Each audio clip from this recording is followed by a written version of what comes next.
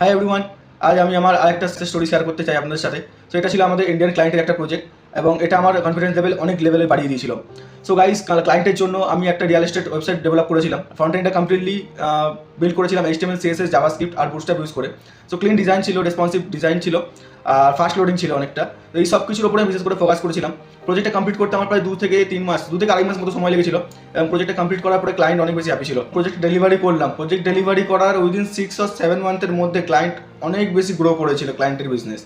So client আমাকে জানিয়েছিল পরে SMS করে যে তার বিজনেস 1 CR বেশি গ্রো করেছে এবং সে আমাকে কিছু রিওয়ার্ড দিতে চায়। সো সে রিওয়ার্ড দিয়েছিল আমাকে কিছু, সেটা আলাদা ব্যাপার। বাট আমি বিশাল হ্যাপি ছিলাম যে আমার প্রজেক্টকে দরুন বিজনেসটা অনেক বেশি গ্রো করেছিল।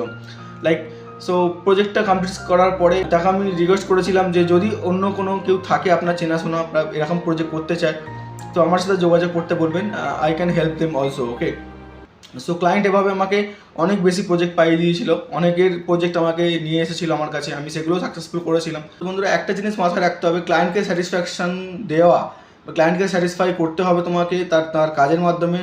তুমি যে কাজটা করছো সেটা কোয়ালিটি ওয়ার্ক হতে হবে এবং এগুলো করার পরেই আপনি নিয়মিত প্রজেক্ট পেতে শুরু করবেন। একজনের মুখ থেকে আরেকজন কথাটা যায় বিশেষ করে আমাদের দেশে, তো সেই জিনিসটা ম্যাটার করতে হবে। আর বাকি freelancer.com, আপওয়ার্কে আমি টুকটাক কাজ করে থাকি, সেগুলো বিষয়ে পরে আমি জানাবো। তো এভাবেই কাজ করতে হবে বন্ধুরা। কেউ যদি আপনার বিজনেস গ্রো করতে চান এরমভাবে, বা কেউ যদি ওয়েবসাইট বানাতে চান, তো ডেফিনেটলি আমার সাথে কন্ট্যাক্ট করবেন, আমি হেল্প করে দেবো। Okay, so thank you guys, thank you for watching my videos. So like করে দেবেন এবং চ্যানেলটা ফলো করে দেবেন।